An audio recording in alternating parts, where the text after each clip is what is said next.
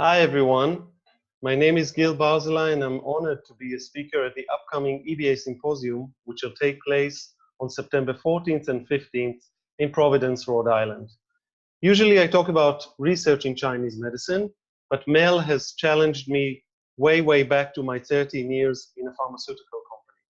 The idea was that as a collective rather than individuals, we take a closer look at what drug companies do in order to promote their products and agenda and see what we can take into our own profession in order to make acupuncture a first-line treatment or integrated into Western medicine. Drug companies invest a lot of money in sales and marketing, and most of the investment goes to creating awareness and educating physicians, patients, and their immediate circle. This is done through advertisement, public relations, websites, seminars, books, lobbying, and other tips and tricks.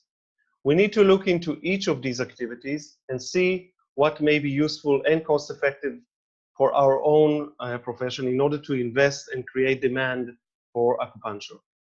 For example, currently most patients who suffer from lower back pain will think of taking Advil, Tylenol, or even worse, go to the doctor for an opioid prescription. How can we change perception so that acupuncture is one of, if not the first treatment option that comes into their mind? How can we be more proactive and drive perception rather than reactive when we see an article that says that acupuncture is no more than a placebo? Well, here's just an example related to awareness. One of the ways to create awareness is through awareness campaigns, such as Breast Cancer Week, World MS Day, and others. Not ignoring the good side of it, pharma companies did not invent it. It was actually created by patient associations. However, they certainly know how to use them as a platform to promote awareness for a disease so as to increase the number of patients diagnosed with the disease or to increase demand for their drug. For example, looking at MS, 30 years ago, there were about 250,000 patients around the world. Now we're talking about more than 2 million patients around the world. So what has this got to do with our profession?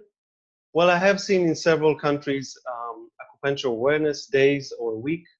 The problem is that acupuncture is not a disease, and therefore this usually generates little or limited interest.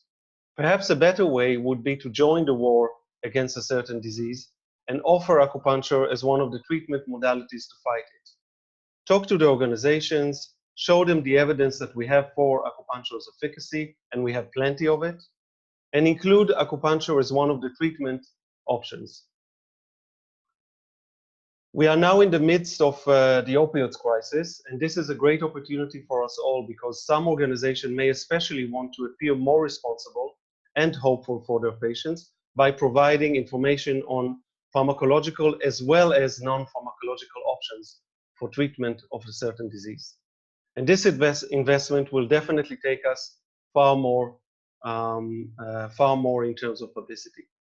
I will be going through plenty more visual examples, so I hope you will join me and 8 additional amazing speakers, together with hundreds of therapists from around the world for the first EBA Symposium.